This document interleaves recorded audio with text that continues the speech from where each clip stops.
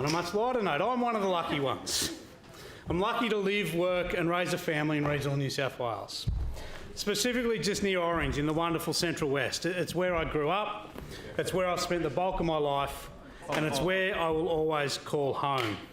My family has been in the area for generations, dating back to a 9-year-old Mauritian slave, Constance Couronee, charged with attempting to poison her mistress and transport her to Sydney in 1833. After time in the Parramatta Female Factory, Constance was assigned to a police magistrate who took her to the Central West, where she married a local stockman, Robert Trudgett. Together they went on to occupy their own land at Gum Flat, which is near Euchareena, in between Orange and Wellington. That's where they raised 11 children, including my grandmother's grandfather, thus planting my family tree in the district. Of course, there are now many more branches to that family tree, with Barretts and Wanseys having their roots in the area, and I'm aware I've now made a mess of that tree metaphor, but nonetheless, the point I'm making is that I am lucky to have been brought up and now live in the Central West. And the great thing is, Mr. Acting President, as you well know, that part of the world is not that far away. It's well within reach of everyone in this place, and in fact everyone within the Sydney Basin. It's only a few hours drive from here, or actually a lovely train ride on the famous XBT. So as we approach the summer holidays, I strongly recommend that everyone take this journey across the Blue Mountains into the Central West.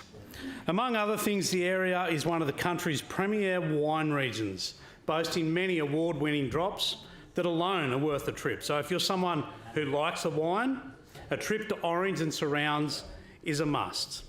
Nearby is the very, very full Burrendong Dam. What a playground that is. I was out there recently, and I will say there's a lot of debris floating around at the moment thanks to the recent rains. But despite my failures, I'm told the fishing at the moment is actually hot out there. And when things settle down with the weather, other activities such as water skiing and camping out there make it a majestic place to get away. Take the kids, a group of friends, or even a bit of time by yourself. Next February, we'll see the Banjo Patterson Poetry Festival, held to coincide with the anniversary of the famous poet's birth in Orange in 1864. This is an event that I have been involved in on a couple of occasions, and I do hope that I can participate again next year. This festival features a number of events in Orange and surrounding towns, including Molong and Yeovil, and next year will coincide with the National Bush Poetry Performance Championship. So, Mr Deputy President, I suggest put some of your poetry down on paper and get out to Orange for this event in 2023. On a similar theme, out around Molong, Yeovil and Cumnock, we have the Animals on Bikes. Sculptures of chooks, rabbits, cows, pigs, elephants, giraffes, all riding various two-wheeled concerns. Inspired by Banjo Patterson, who of course was the author of Mulga Bill's Bicycle.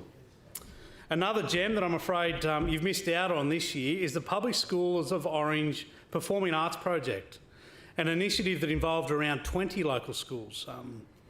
They all provided singers, dancers, music ensembles, poetry recitals and drama performances over a couple of nights at the Orange Civic Theatre. This was a fantastic inter-school project. The kids loved it, the parents loved it, and all the other spectators loved it, and that, of course, included me. There are so many excellent reasons to visit the Central West, and what I have listed is just a few. I chatted with the Mayor of Orange, Jason Hamling, about what he thinks are the best points around the area, and of course, there were a number. He mentioned the fact that we have a modern city with facilities and infrastructure to rival any in the country. And not much more than 10 minutes away from there, you can be in the beautiful countryside or the remote bush. The peace and joy that this brings is immeasurable. He mentioned the diverse, delicious food and wine on offer.